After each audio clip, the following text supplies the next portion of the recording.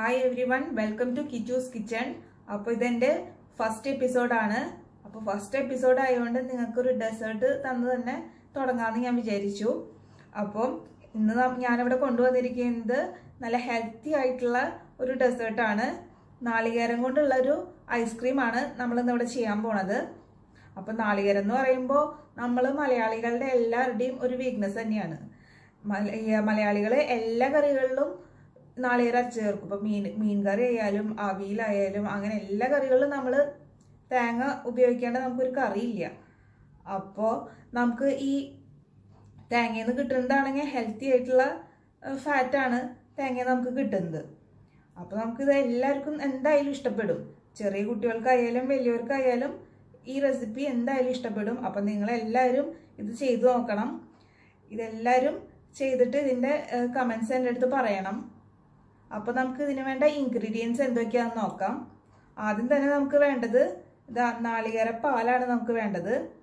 നാളികേരപ്പാൽ ഞാൻ ഉണ്ടാക്കിയിരിക്കുന്നത് എങ്ങനെയാണെന്ന് വെച്ചാൽ ഈ ഒരു ഗ്ലാസ്സിൽ നിറയെ നാളികേരം എടുത്തു. അങ്ങനത്തെ 4 ഗ്ലാസ് നാളികേരം എടുത്തു.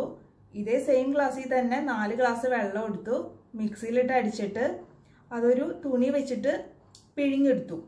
ആ പിഴിഞ്ഞെടുത്ത നാളികേരപ്പാലാണിത്.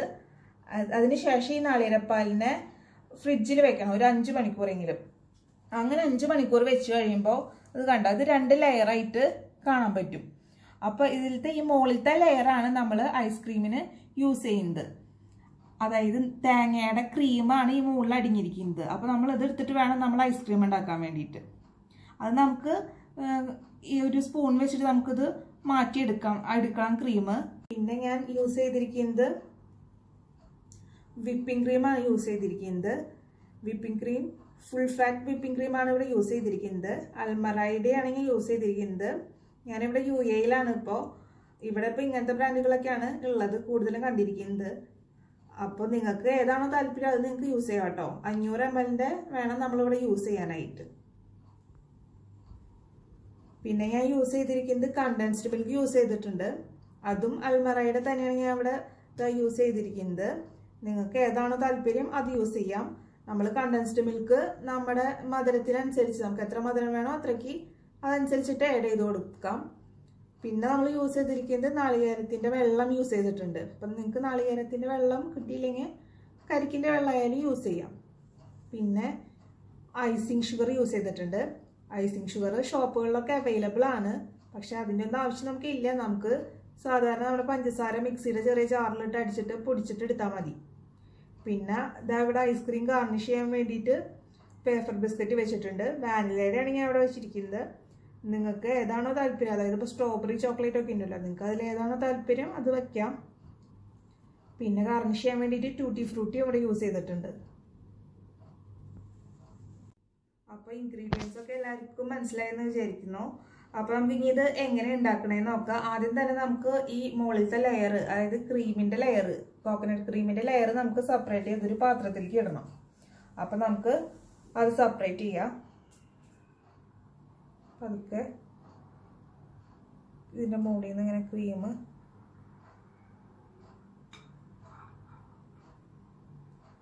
എടുത്തതിലേക്ക് ഇടാം.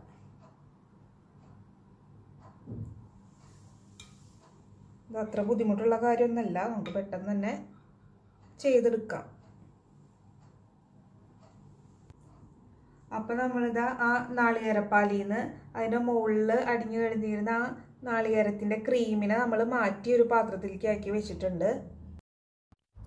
ഇനി നമുക്ക് ഈ ഇൻഗ്രീഡിയൻസ് എല്ലാം കൂടിയിട്ട് മിക്സ് ചെയ്തെടുക്കണം. അപ്പോൾ നമുക്ക് ആദ്യം തന്നെ നമ്മുടെ ഈ 500 ml വിപ്പിംഗ് ക്രീം എടുക്കാം. അത് തുറന്നിട്ട് നമുക്ക് നമ്മൾ ഈ ക്ലീൻ ആക്കി വെച്ചിരിക്കുന്ന ബൗളിലോട്ട് ഒഴിച്ചു കൊടുക്കുക.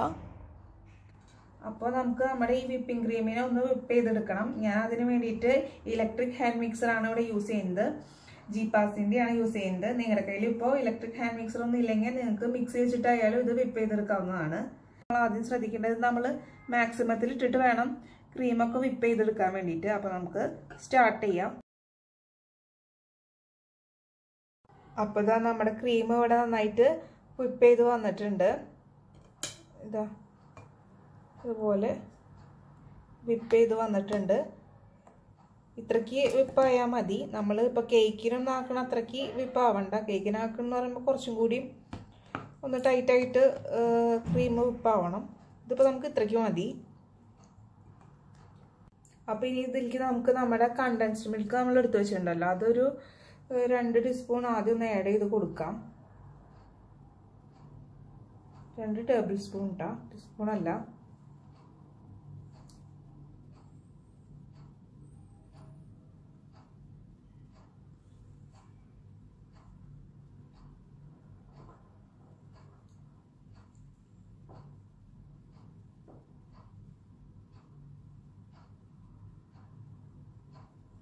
നമ്മൾ 2 table spoon condensed milk add ചെയ്ത് കൊടുത്തിട്ടുണ്ട്. ഇനി നമുക്ക് നമ്മുടെ ഈ കോക്കനട്ട് വാട്ടർ നമ്മൾ എടുത്ത് വെച്ചിട്ടുണ്ടല്ലോ, അതും കുറച്ച് ആഡ് ചെയ്ത് കൊടുക്കാം. അതിപ്പോൾ ഏകദേശം ഒരു 1.5 ടേബിൾ സ്പൂൺ ആഡ് ചെയ്ത് കൊടുത്തിട്ടുണ്ട്. ഇനി നമുക്ക് നമ്മുടെ ഈ ഐസിങ് ഷുഗർ എടുത്ത് വെച്ചിരിക്കുന്നതും കുറച്ച് ആഡ് ചെയ്ത് കൊടുക്കാം.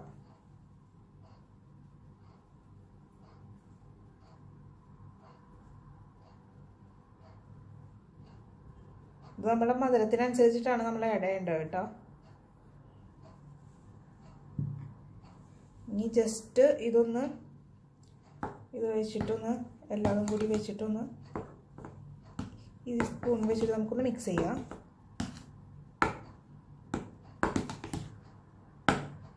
എന്നിട്ട് നമുക്ക് നമ്മുടെ ഈ കോക്കനട്ട് ക്രീം നമ്മൾ എടുത്ത് വെച്ചിട്ടുള്ളതുണ്ടല്ലോ, അത് എല്ലാതും കൂടി ഇതിലേക്ക് ആഡ് ചെയ്ത് കൊടുക്കാം.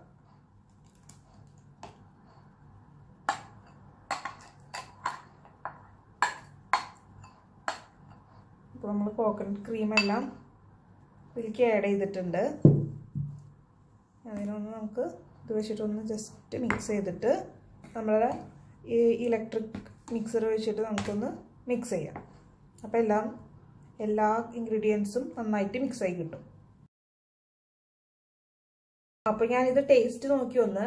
അപ്പോൾ കുറച്ച് മധുരം കുറവായിട്ടാണ് എനിക്ക് തോന്നിയത്. ഇവിടെ എൻ്റെ ഹസ്ബൻഡിനൊക്കെ മധുരം ഭയങ്കര ഇഷ്ടമാണ്. അപ്പോൾ അത് കാരണം ഞാൻ കുറച്ചും കൂടി മധുരം ആഡ് ചെയ്ത് കൊടുക്കുന്നുണ്ട്. ഇപ്പോൾ 1 ടേബിൾ സ്പൂൺ കൂടി കണ്ടൻസ്ഡ് മിൽക്ക് ആഡ് ചെയ്യുന്നുണ്ട്.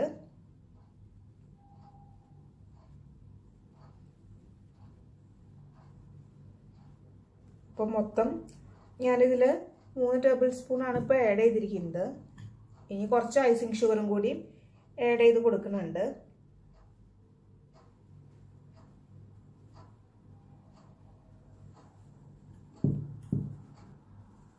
ഇനി ഇതൊന്ന് മിക്സ് ചെയ്തിട്ട്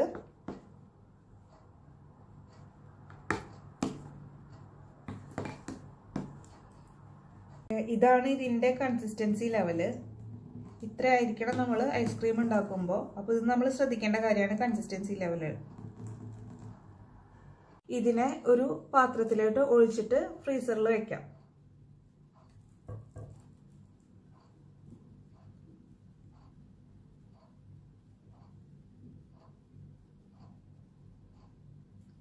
ഇനി നമുക്കിത് അടച്ചിട്ട് നമ്മുടെ ഫ്രീസറിൽ വെക്കാം. ഇത് ഏകദേശം ഒരു 5-6 മണിക്കൂർ എന്തായാലും ഫ്രീസറിൽ ഇരിക്കണം. ഇപ്പോൾ ഓരോരുത്തരുടെ ഫ്രീസറിൻ്റെ തണുപ്പ് അനുസരിച്ച് ഇരിക്കുന്നുണ്ടോ. അപ്പോൾ മിനിമം ഒരു 5-6 മണിക്കൂറെങ്കിലും ഇരിക്കണം. എന്നാലേ അതൊന്ന് നന്നായിട്ട് സെറ്റ് ആവുള്ളൂ ഈ ഐസ്ക്രീം. അപ്പോൾ അതിന് ശേഷം എടുത്തിട്ട് നമുക്കിത് ഗാർണിഷ് ചെയ്യാം. നമ്മൾ നേരത്തെ റെഡിയാക്കിയിട്ട് ഫ്രിഡ്ജിൽ എടുത്തു വെച്ച ഐസ്ക്രീം ഇപ്പോൾ റെഡി ആയിട്ടുണ്ട്. ഞാനിപ്പോൾ ഒരു 6 മണിക്കൂർ കഴിഞ്ഞപ്പോൾ അത് പുറത്തേക്ക് എടുത്തു. ഇനിയിപ്പോൾ നമുക്ക് നോക്കാം അത് ഏത് പരുവത്തിലാണെന്നുള്ളത്. എന്തായാലും തുറന്ന് നോക്കാം നമുക്ക്. ഐസ്ക്രീമൊക്കെ നല്ല റെഡി ആയിട്ട് സെറ്റായിട്ടിരിക്കുന്നുണ്ട്. ഇനി നമുക്കിതൊരു ഇപ്പം എൻ്റെ കയ്യിൽ സ്കൂപ്പർ ഇല്ലേ ഇവിടെ. അപ്പോൾ അത് കാരണം ഞാനിവിടെ യൂസ് ചെയ്യുന്നത് ഇതുപോലെ കുഴിയുള്ള ഒരു തവിയാണ് യൂസ് ചെയ്യുന്നത് ഐസ്ക്രീം എടുക്കാൻ വേണ്ടിയിട്ട്. നമുക്ക് ഈ ഐസ്ക്രീം ഇതിൽ നിന്ന് എടുത്തിട്ട് ഈ ഗ്ലാസ്സിലേക്ക് വെച്ചിട്ട് ഗാർണിഷ് ചെയ്യാം.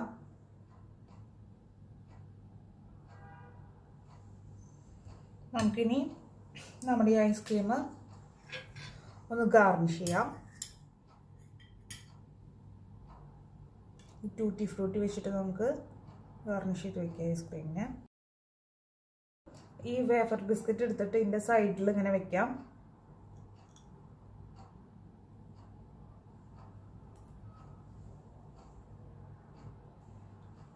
നമ്മുടെ ഈ ഐസ്ക്രീമിൻ്റെ രണ്ട് സൈഡിലും നമുക്കിങ്ങനെ വെച്ച് കൊടുക്കാം. നമ്മുടെ കോക്കനട്ട് ഐസ്ക്രീം ഇതാ ഇവിടെ റെഡി ആയിട്ടിരിക്കുന്നുണ്ട്. ഇത് കാണാൻ തന്നെ നല്ല ഭംഗിയുണ്ട്, ടേസ്റ്റും അടിപൊളി തന്നെയാണ്. അപ്പോൾ ഇവിടുത്തെ എൻ്റെ ഹസ്ബൻഡ് ഇവിടെ ഇങ്ങനെ വെയിറ്റ് ചെയ്തുകൊണ്ടിരിക്കുകയാണ് ഇത് കഴിക്കാൻ വേണ്ടിയിട്ട്. വീഡിയോ എടുത്ത് കഴിഞ്ഞിട്ട് വേണം പുള്ളിക്ക് കഴിക്കാമെന്ന് പറഞ്ഞിരിക്കുകയാണ്. അപ്പം നിങ്ങൾക്ക് എല്ലാവർക്കും ഇത് ഇഷ്ടപ്പെടുന്നു ഞാൻ വിചാരിക്കുന്നു. എന്തായാലും ഇഷ്ടപ്പെടും. നിങ്ങളെല്ലാവരും ഇത് വീട്ടിൽ ട്രൈ ചെയ്ത് നോക്കണം. ഇത് ട്രൈ ചെയ്തിട്ട് ഇത് എങ്ങനെയുണ്ടെന്ന് നിങ്ങളുടെ അഭിപ്രായം താഴെ കമൻറ്റ് ബോക്സിൽ നിങ്ങൾ പറയണം. അതുപോലെ എൻ്റെ ഈ വീഡിയോ ഇഷ്ടപ്പെട്ട് കഴിഞ്ഞാൽ നിങ്ങൾ ലൈക്ക് ചെയ്യാനും ഷെയർ ചെയ്യാനും മറക്കരുത്. പിന്നെ എൻ്റെ യൂട്യൂബ് ചാനൽ നിങ്ങൾ എല്ലാവരും സബ്സ്ക്രൈബ് ചെയ്യണം. സബ്സ്ക്രൈബ് ചെയ്യുമ്പോൾ അതിൻ്റെ അടുത്തുള്ള ബെൽ ബട്ടൺ അമർത്താൻ മറക്കരുത്. എന്നാലാണ് നിങ്ങൾക്ക് ഞാൻ ഇനി അപ്ലോഡ് ചെയ്യുന്ന എപ്പിസോഡുകൾ കിട്ടുള്ളൂ. അപ്പോൾ എല്ലാവർക്കും ഇഷ്ടപ്പെടുന്ന ഞാൻ വിചാരിക്കുന്നു. ഇതിൻ്റെ ഇൻഗ്രീഡിയൻസ് എല്ലാം ഞാൻ താഴെ ഡിസ്ക്രിപ്ഷൻ ബോക്സിൽ കൊടുക്കുന്നതായിരിക്കും വീഡിയോയുടെ. അപ്പോൾ ഇനി അടുത്തൊരു എപ്പിസോഡിൽ കുറച്ച് വെറൈറ്റി ആയിട്ടുള്ള ടേസ്റ്റി ആയിട്ടുള്ള ഡിഷുമായിട്ട് നമുക്ക് കാണാം.